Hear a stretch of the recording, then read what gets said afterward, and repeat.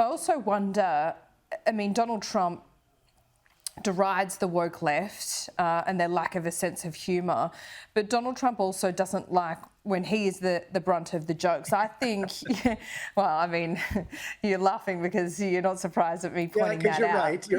That's you're right. Not wrong. But I just think comedy is such an important part of a healthy democratic society.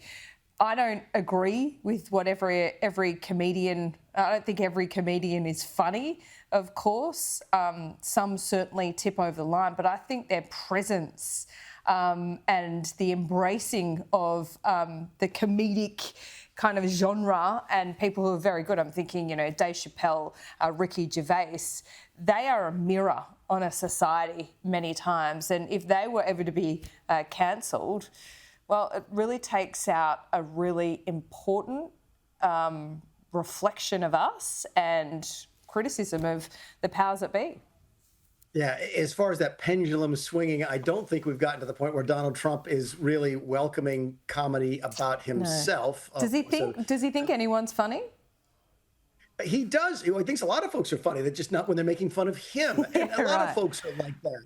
Look, I've always operated under the thesis that if you want to make fun of somebody else, you have to be able to make fun of yourself. And I really, really like making fun of other people, so I have to be able to tolerate people making fun of me. I'm not sure everybody does that. Donald Trump doesn't like being made fun of. Does he have a sense of humor? He absolutely does.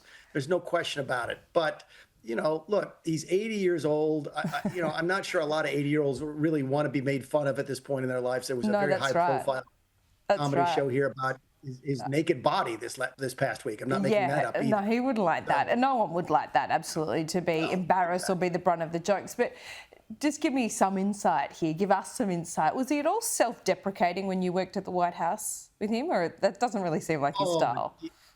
No, he really was. It's part of the things that people I don't think understand about Donald Trump.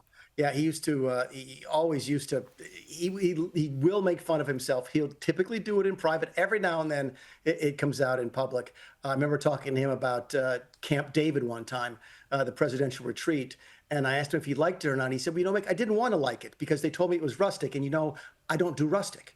But I went out there and it was the way I would do rustic. So he can have a good sense of humor about himself. But look, this is a larger part of a conversation about where we are as a country right now.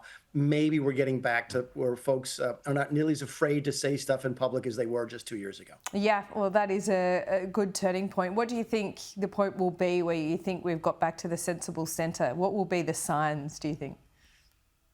We'll see how this movie does on the pure comedy movies. Look, I don't know what it is, Laura. I don't know if anybody knows what it is.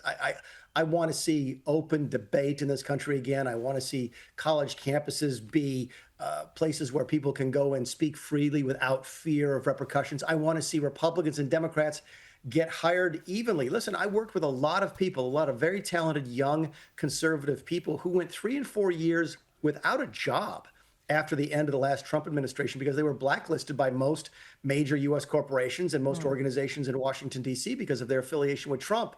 I hope we get beyond that to where politics doesn't impact everything. Right now, it still impacts comedy and sport and fashion, and I'm hopeful that we get beyond that relatively quickly. Let's hope so. Mick, great to talk to you today. Thanks, Laura.